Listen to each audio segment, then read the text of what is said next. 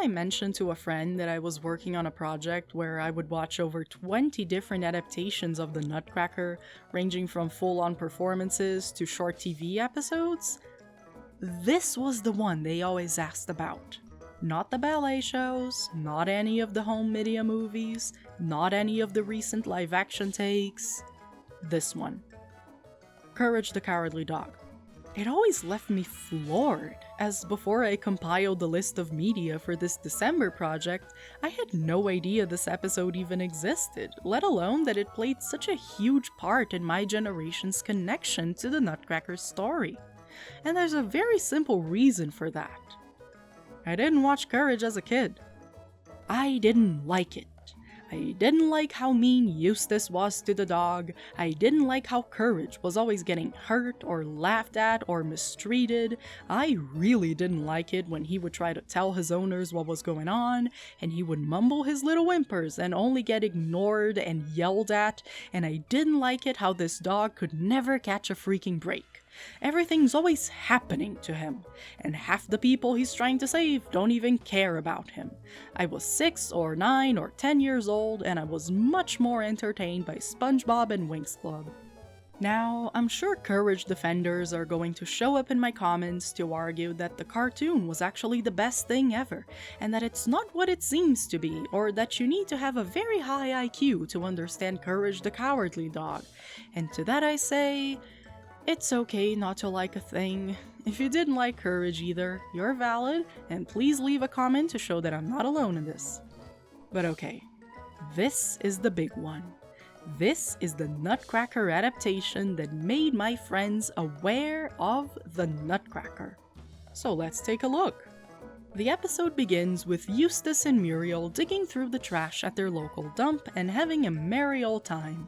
Muriel finds a nutcracker, which she offers to Courage, but he doesn't see the appeal of the doll until the old lady teaches him how to use it. As night falls, some creepy things begin to happen, making you wonder when exactly the characters were planning on going home. I thought they were just here for like an afternoon hangout, but they really don't show any intention of leaving. But anyway, Eustace goes missing, and it looks like Muriel might be next. The villains of this tale are a pair of giant sneaky rats, who move in ballet steps and seem very fixated on getting that old lady, setting up all sorts of traps which Courage has to avoid, often with the help of his Nutcracker doll, which has proven to be quite the versatile gadget.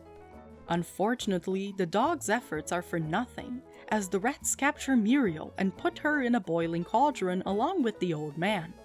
In order to save them, Courage has to tap into his inner prima ballerina and put on a performance with his Nutcracker friend that strikes down the rats and saves the day.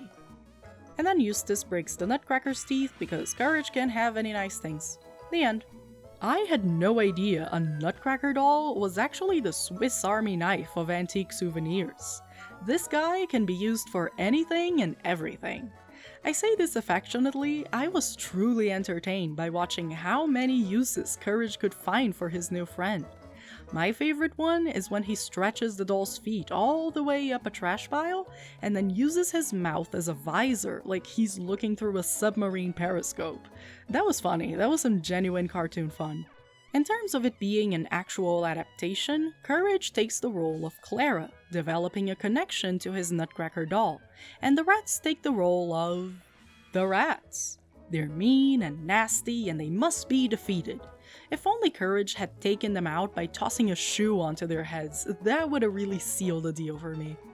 The music of the ballet is featured as the soundtrack, and it's later revealed to be diegetic, with the rats listening to it on an old record player, which makes them seem like very cultured rodents, if I do say so myself. If they weren't so villainous, they could have had an actual shot at performing in the ballet too.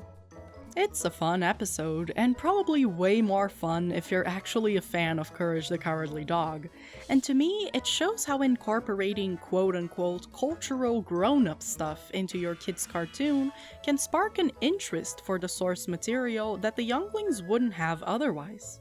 I wonder how many other kids first heard of the Nutcracker from this episode, aside from my anecdotal friends, and what other stuff I might have missed out on since I didn't watch this show.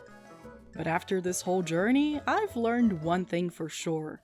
If you're ever having a rough day, you can at least rest easy with the notion that courage is having an even worse one.